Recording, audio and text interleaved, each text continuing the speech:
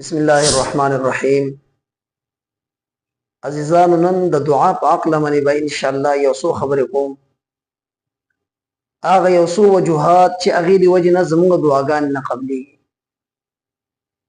او هغه طریقه به هم ان شاء الله تاسو ته خیم چې کوم اسباب مون خپل کو کوم خبرو باندې مون عمل وکړو د هغه دی وجه نه زموږ دعا قبلې دو کې رکاوټونه ختم شي او زموږ ساس دعا الله کریم خپل په دربار عالیه کې قبول او منظور کړي. اکثر خلک راشي دا ګیله کوي وای مولوی صاحب زموږ دعاګانې نه قبلېږي، موږ د پاره دعا وکړو. نو دا د هر انسان غلط فهمي ده. ولې الله کریم په قرآن کې فرمایي ادعوني استجب لكم. الله وی د ما نه غواړه زه ستاسو دعاګانې قبلوم. اور حدیث کې راځي چې نبی پاک صلی الله علیه وسلم فرمایي الله کریم د هغه سړی نه ناراضه کیږي کوم سړی چې د الله نه دعاګانې نه غواړي، الله نه سوال نه کوي. ولی الله کریم شاهنشاه بادشاہ دی او په دې الله خوشحاليږي چې یو سړی د الله کریم نه غواړي. نو موږ تاسو د هر چا دربار ته ځو کوم چې حقيقي دربار دی ارته تلل پکار دی. او په حدیث کې راځي الدعاء مخ العباده، دعا د عبادت مغز دی. مونږ عبادت وکړو دعا نه غواړو، ولی مونږ په غلط فهمۍ کې شکار یو چې زما دعا نه قبلي. نو راشه وګورو هغه کومه وجه ده چې د هغې وجې نه زموږ دعا نه قبلېږي. ټولو کې اوله وجه دا ده چې زمونږ ګناهونه ډېر سیوا دي. کله چې انسان په ګناه کې مبتلا وي اور خصوصا په هغه ګناه کې چې حرام خوري پکې، سود خوراک کې، رشوت خوراک کې، رشوت اغستو کې، رشوت ورکولو کې، دارنګي غټو ګناهونو کې انسان مبتلا وي نو د دعاګانې بیا نه قبلي. چې یو انسان په خېټه کې حرام پراته، په جسمي کپړه د حرام وي، په سر ټوپۍ د حرام وي، په خپو کې چپلې د حرام وي، نو د دې سړي دعا به الله څنګه قبول کړي؟ داسې سړي دعاګانې نه قبلېږي. بیا نو اوله خبره دا ده چې موږ د ګناه نه توبه وباسو، ګناهونه پرېږدو. الله کریم په سورة النوح کې فرمایي فقلت استغفروا ربکم انه کان غفارا. استغفروا ربکم، خپل د خدای نه بخنه وغواړئ، استغفار وکړئ، توبه وکړئ. انه کان غفارا، یقینا هغه ډېر زیات بخونکی دی. یرسل السماء علیکم مدرارا، د اسمان نه په تاسو باندې په شبو شبو باندې بارانونه ووري. ويمددکم باموال وبنین ويجعل لكم جنات ويجعل لكم انهار. الله د مال او د اولاد د هر څه بیا وعده کړل. توبه استغفار. حدیث مبارک کې راځي التائب من الذنب كمن لا ذنب له. د ګناه نه توبه وکونکي داسې دی کوم سړی چې ګناه وکړي او بیا د زړه د اخلاص د زړه د صدق توبه وباسي. نبی علیه الصلاۃ والسلام فرمای التائب من الذنب كمن لا ذنب له. چې ګناه نه یو سړی په صدق دل سره توبه وباسي دا داسې دی لکه چې د ګناه نه کړي. نو موږ تاسو له اول نه توبه وکړل پکار دي چې دعا ته کینو، توبه استغفار وکړو، خپل عاجزي الله کریم ته وړاندې کو او بیا دعا کو، بیا به الله دعا قبلوي. د هر انسان دعا الله رب العالمین قبلوي، خو چې کوم وخت کې انسان د لپاره کوم شی ضروري الله د وخت مطابق هغه سره فیصله کوي. دعا یو نه رد کیږي، په هغې باندې زه تاسو ته بیا ویم انشاءالله. نو اوله وجه څه ده چې مونږ ګناهونه پرېږدو، د ګناه دی وجې نه زمونږ دعاګانې نه قبلېږي. دویمه وجه دا ده، غټه وجه، چې زمونږ په دې خبرې باندې یقین نشته چې زمونږ دعا به قبول شي او په دعا کې زمونږ توجه نشته. چې یو سړی دا یقین وکړي چې زما دعا نه قبلېږي، دا هغه یقین کامل چې زما دعا نه قبلېږي، نو څنګه به دعا قبول شي؟ یقین په دې خبرې پکار دی چې زما دعا به خامخا الله کریم قبلوي. زمونږ پهله نه یقین دا جوړ لې، په دې غلط فهمۍ کې مبتلا یو چې زمونږ دعا نه قبلېږي. او بیا چې دعا ته کینو نو په خولې باندې کوم الفاظ چې ادا کو، اصل دعا دا نه ده. دعا د پاره دو شیزونو ډېر اشد ضرورت دی. دو شیزونو دا یاد وساتئ، د زړه طلب او د روح طلب. چې یو انسان په زړه کې طلب وو او په روح کې طلب وو او بیا د الله نه یو شی غواړي، الله کریم خامخا ورکوي.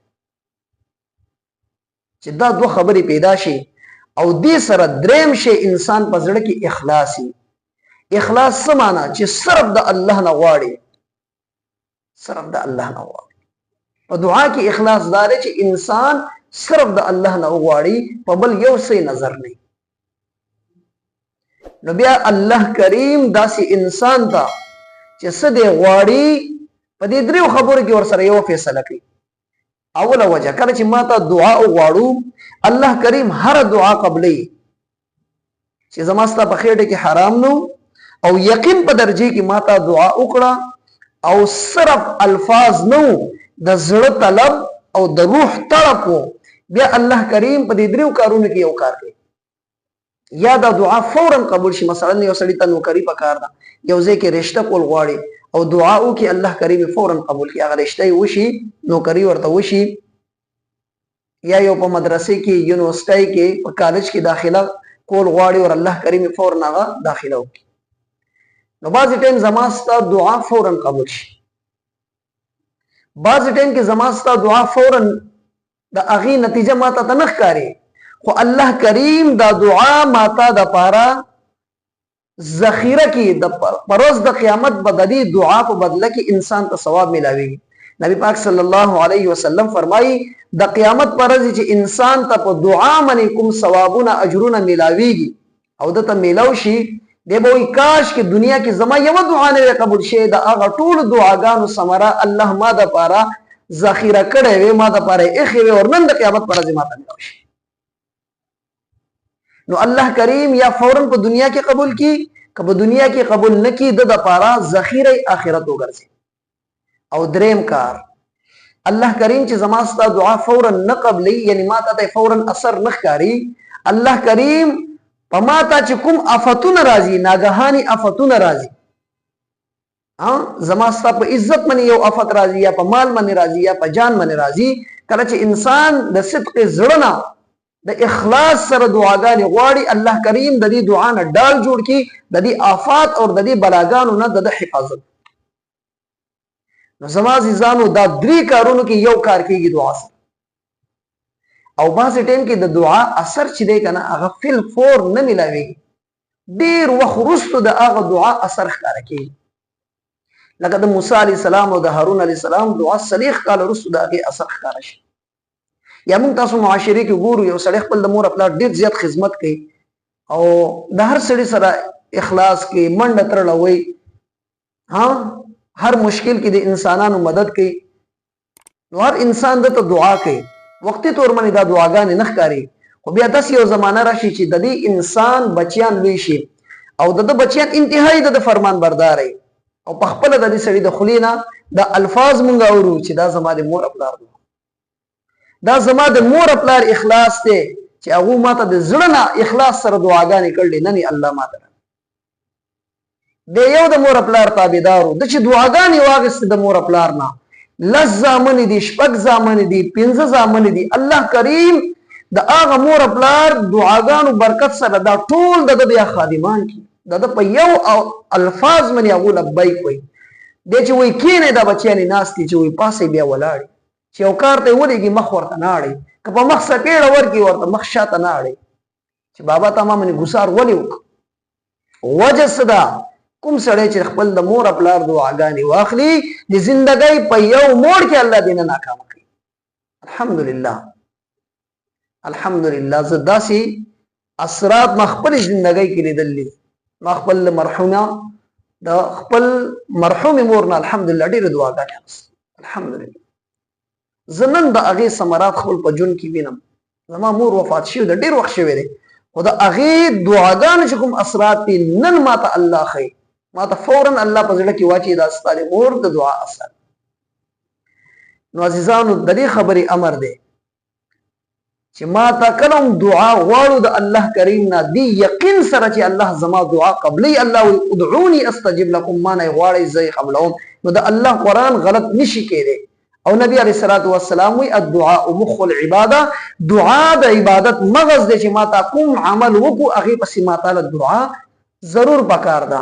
خدا شروع کې چې کوم کارونه وکول توبه استغفار ور سره ها د زړه طلب او د روح تړپ نو الله کریم به ان شاء الله ضرور زما ستاسو دعا قبلې. الله کریم دې ما تا په هر موقع منی د خو دعاګانو د دنیا او د آخرت د بلیانو غختلو توفیق راکړي. بهترین دعا د مانځه حصہ ده. اللهم ربنا آتنا فی الدنيا حسنه وفي الاخره حسنه وقنا عذاب. مولا کریم په دنیا کې هم خیر عافیت می نصیب کی، په دنیا کې می هم بلیان نصیب کی او د مرګ وروسته هم بلیان نصیب. کدا دعا بهترین نه وي د مانځه حصہ بنو، دا ډېر بهترین دعا. نور هم دا ډېر دعاګانې دي، دا دعا مختل پکار دي. اللهم اعنا على ذکرک وشکرک وحسن عبادت. الله کریم دې موږ تاسو ټول ته د عمل کولو توفیق راکړي. آمین.